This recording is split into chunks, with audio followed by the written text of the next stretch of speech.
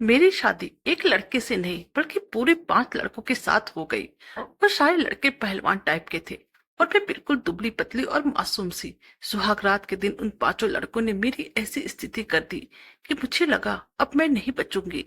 मैंने अपने घर वालों से इस बारे में बात की, परंतु किसी ने मेरी बात नहीं सुनी और फिर अब हर रात मेरे साथ शादी के नाम पर होने लगा था। सभी लड़के रात में अपनी मनमर्जी मेरे साथ करते। जब तक उनका मन नहीं भर जाता तब तक मेरे जिस्म के साथ खेला करते।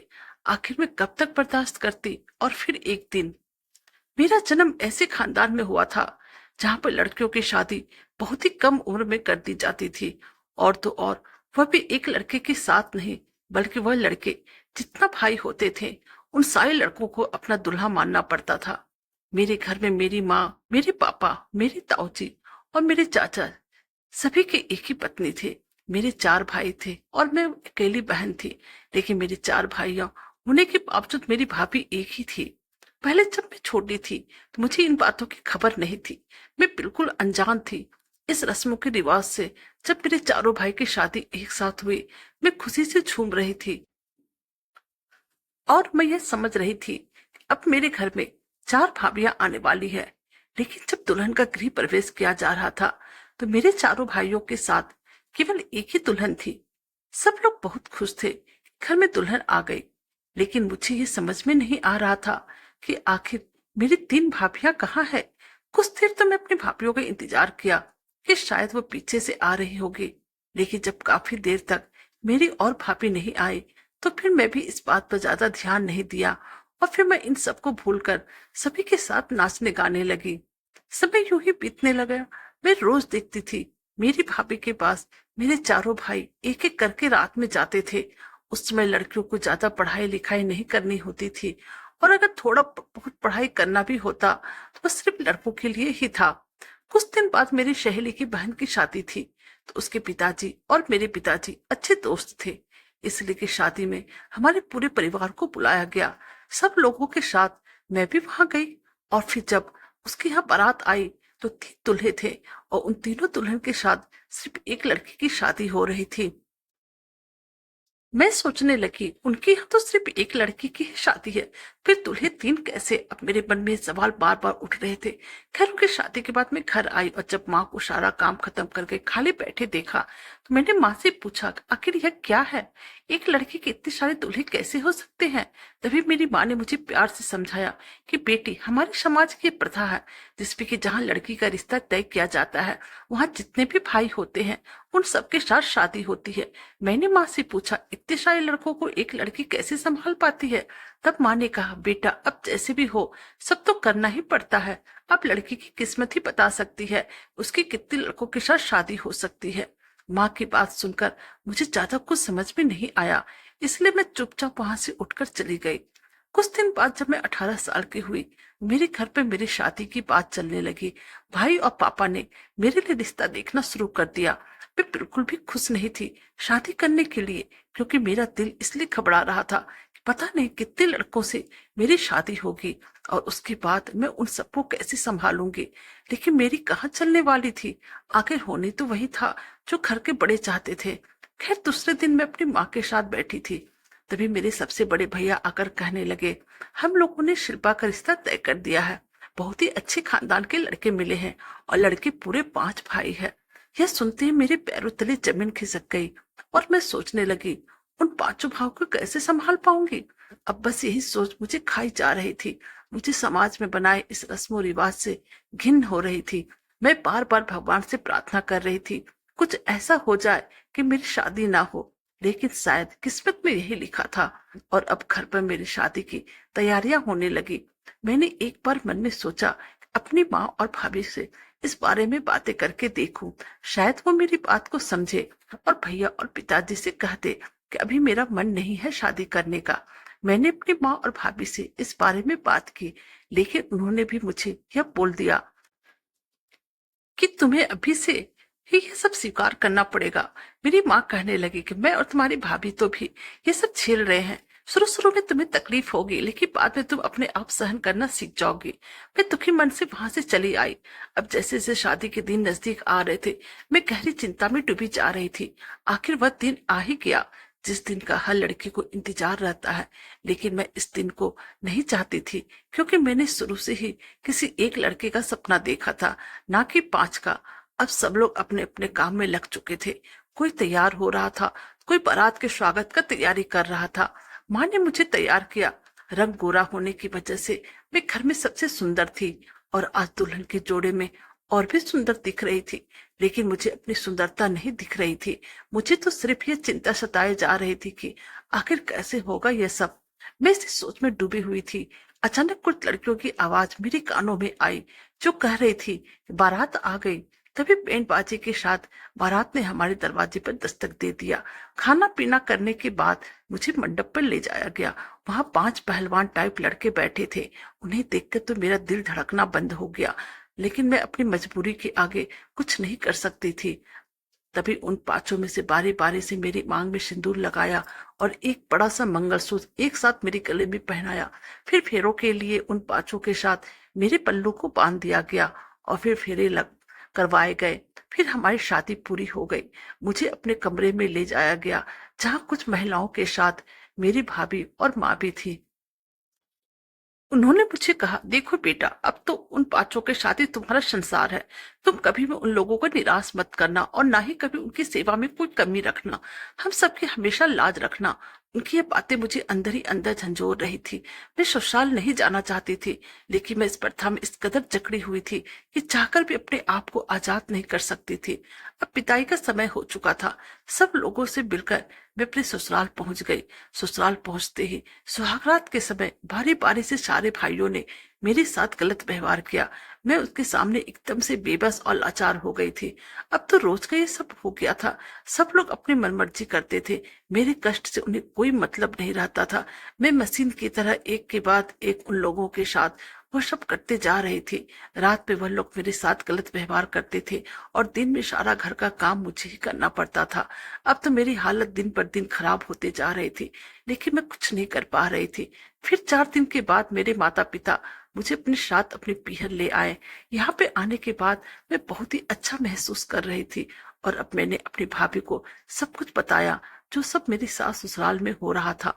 फिर उन्होंने मुझे दिलासा दिया कि मैं तुम्हारे भैया से इस बारे में बात करूंगी। और फिर कुछ दिन मायके में रहने के बाद अब मुझे फिर से ससुराल भेज दिया गया, और मैं अपने ससुराल चली आई। इधर भाभी ने मेरे भैया से इस बारे में बात की। भैया ने मेरी सास से कहा, शिल्पा बहुत ही कमजोर है, वह एक साथ 5 लोगों के साथ संबंध बनाने में सक्षम नहीं है। आप थोड़ा दया करो उस पर। मेरी सास ने मेरे 5 पतियों के दिन बांध दिए। अब एक पति एक रात में ही मेरे साथ रह सकता था। इस तरह हफ्ते के 5 दिन में हर रोज मेरे पास मेरे अलग अलग पति आते थे, और बाकी 2 दिन में आराम करती थी। अब मैं कुछ ठीक होने लगी थी, क्योंकि अब रोजाना सिर्फ एक पति मुझसे संबंध बनाता था। लेकिन मेरे छोटे पति बाकी सबसे अलग थे। वो मुझे समझते थे, मेरे मूड का ध्यान रखते थे, मेरी हर तकलीफों को समझते थे। जब कभी मेरी तबीयत ठीक ना होती तो मेरा ख्याल रखते थे, और मैं भी उससे बहुत ही ज्यादा प्यार करने लगी थी, क्योंकि सिर्फ वही थे जो मुझे अपना मानते थे। बाकी सब तो अपनी इच्छा पूर्ति पूरी करने के लिए मेरे साथ रात बिताते थे। बाकी उन्हें मेरी तकलीफों से, मेरे दर्द से कोई मतलब नहीं रहता था। अब धीरे धीरे हम दोनों एक दूसरे के सपने देखने लगे। मेरे सबसे छोटे पति को बिल्कुल पसंद नहीं होता था उनके बड़े भाई मुझे छुए, लेकिन उनको और मेरी एक न चलती थी। आखिर में उन लोगों की भी वो पत्नी थी। एक दिन मेरे सबसे बड़े पति ने मुझे कहा, तुम मोहन यानी मेरे सबसे छोटे पति से इतना प्यार क्यों करती हो? आखिर हम भी तो तुम्हारे पति हैं, हमें तो तुम इस तरह से प्यार नहीं करती हो। मैं उन्हें कुछ ना बोल पाई। फिर उन्होंने गुस्से से मुझे पीटना शुरू कर दिया, और जब वह चारों मेरे साथ हमेशा गलत व्यवहार करने लगे, मैं दर्द से चीखती रही, चिल्लाती रही। लेकिन उन लोगों को मुझ पर एक जरा भी दया नहीं आता था। मोहन को यह सब बिल्कुल भी अच्छा नहीं लगता था, लेकिन वह बेचारा क्या करता। हाँ, तो घर में सबसे छोटा चाहकर भी कुछ नहीं कर पा रहा था। एक दिन मेरे मायके से संदेशा आया कि मुझे भतीजा हुआ है और मुझे बुलाया गया है। मेरे ससुर ने मुझे कहा, तुम कल मायके चली जाना, मोहन तुम्हें छोड़ आएगा। और फिर 2 दिनों के बाद वापस ले आएगा। मैं खुश थी, कम से कम 2 दिन तो मैं इन हैवान लोगों से छुटकारा पाऊंगी। आज की रात मोहन की पारी थी मेरे साथ कमरे में रात बिताने की, और रात में जैसे ही मोहन मेरे कमरे में आया, मैं अपने कपड़े उतारने लगी। तभी मोहन ने मेरा हाथ पकड़ लिया और मुझे आराम से बैठने को कहा। मुझे कुछ समझ में नहीं आ रहा था, तभी मोहन कहने लगा, देखो शिल्पा, मुझे तुम्हारी तकलीफें नहीं देखी जाती है, ऊपर से तुम्हें कोई और छुए, यह मुझसे बिल्कुल भी बर्दाश्त नहीं होता है। तभी मैंने कहा, अब हम कर भी क्या सकते हैं। और सच कहूं तो मैं भी आपके साथ ही रहना चाहती हूँ, क्योंकि मैं भी हमेशा से ही सिर्फ एक ही पति का सपना देखा था, और इस समाज की प्रथा ने मुझे मेरे सपने से ही अलग कर दिया। तभी मोहन ने मुझे कहा कि अब हम ऐसा नहीं करेंगे, कल मैं तुम्हें तुम्हारे मायके छोड़ आऊंगा, और फिर वापस आकर घर से पैसे और गहने चुरा कर फिर मैं जब 2 दिन बाद तुम्हें लेने जाऊंगा, तब हम लोग यहाँ से कहीं दूर भाग जाएंगे और अपनी अलग दुनिया बसाएंगे। मोहन के मुंह से ये बातें सुनकर मुझे बहुत सुकून मिलता, और अब मुझे उम्मीद जाग गई थी, अब मुझे और अत्याचार नहीं सहना पड़ेगा। दूसरे दिन मैंने अपने कुछ कपड़े बैग में डालकर मोहन के साथ अपने मायके के निकल पड़ी। अभी हम लोग रास्ते में थे, तभी मोहन के किसी दोस्त का एक्सीडेंट हो गया और मोहन को वहां जाना पड़ा। तभी मोहन ने मुझे मेरे मायके जाने वाली बस पर बिठा दिया और खुद अपने दोस्त के पास चले गए। सभी कुछ प्लान के मुताबिक हो रहा था। शाम के समय मेरे ससुर के पास मेरे पिताजी का कॉल आया। उन्होंने कहा, क्या हुआ जी, आपने शिल्पा को क्यों नहीं भेजा। तभी मेरे ससुर ने कहा, क्या बात कर रहे हैं, मैंने तो सुबह ही मोहन के साथ आपकी बेटी को विदा कर दिया था। फिर मेरे पिताजी ने कहा, लेकिन शिल्पा तो अभी तक घर नहीं आई है। फिर मेरे ससुर ने मोहन को कहा, क्या तुमने शिल्पा को सही बस में बैठाया था। मोहन बोला, हाँ, मैंने शिल्पा को सही बस में बैठाया था। अब मोहन बहुत ही घबरा गया था, आखिर शिल्पा कहाँ चली गई। अब 2 दिन बीत चुके थे, लेकिन अभी तक मेरे बारे में किसी की कोई खबर नहीं आई थी। घर में सबसे ज्यादा दुखी मोहन ही था। आखिर मैं कहाँ गई। 2 दिन बाद मोहन मेरे साथ अपनी दुनिया बसाने वाले थे, लेकिन उससे पहले मैं गायब हो गई। मेरा कोई खोज खबर न मिलने के कारण सभी लोगों ने पुलिस में रिपोर्ट लिखवा दिया। अब पुलिस अपना छानबीन करने लगी। तभी शिल्पा का फोन सड़क के दूसरे किनारे पर मिला, और थोड़ी और आगे बढ़ने पर एक खाई में शिल्पा की बॉडी मिली। उसके चेहरे को पूरी तरह से कुचला गया था, केवल कपड़ों और हाथ में टैटू के निशान से शिल्पा को पहचाना गया। अब सवाल था, आखिर शिल्पा को किसने मारा। शिल्पा के गले में कई तरह के गहने थे, जो कि लाश के पास बिल्कुल नहीं मिले। अब सब लोगों ने समझ लिया, गहनों के लूट के कारण शिल्पा की हत्या की गई थी, और अब लोगों ने भी इस घटना को भुला दिया था। पुलिस ने अपना फाइल बंद कर दिया था। सभी लोग अपने अपने काम में व्यस्त हो गए थे। एक रात मोहन अपने कमरे में सो रहा था, तभी उसे खटखटाने की आवाज सुनाई दी। मोहन ने अपने कमरे का दरवाजा खोला तो यह आवाज उसे कमरे के पीछे वाले हिस्से से आ रही थी। उसने देखा कि मोहन के पिताजी जमीन में खोदकर उसके अंदर से कुछ निकाल रहे थे। अब मोहन बड़े ध्यान से देखने लगा, आखिर उस गड्ढे से क्या निकाला जा रहा है। फिर उसने देखा कि एक बड़ी ऐसी पोटली जो गड्ढे के अंदर से निकली गई। उसे पोटली के अंदर कुछ गहने थे। ये गहना देखकर मोहन का सर चकरा गया, क्योंकि यह तो वही गहने थे जो उसने शिल्पा पहनकर घर से गई थी। अब मोहन को सारा माजरा समझ में आ गया, लेकिन वह सोचकर दुखी हो रहा था, आखिर उसके पिताजी ने ऐसा कैसे कर सकते हैं। वह मोहन को गुस्से से देख रहे थे। लेकिन फिर पुलिस के आने से सब कुछ बदल गया। उन्होंने कहा, मैंने मोहन और शिल्पा की सारी बातें सुन ली थी। ये लोग 2 दिन बाद भाग जाने वाले थे। मेरे और बेटे को क्या होता और हमारी बिरादरी में क्या इज्जत रहती। इसी डर से मैंने शिल्पा का पीछा करने लगा, और फिर मैंने अपने कुछ गुंडे आदमी की मदद से उसे मरवा दिया, ताकि वो मोहन का साथ भाग न सके।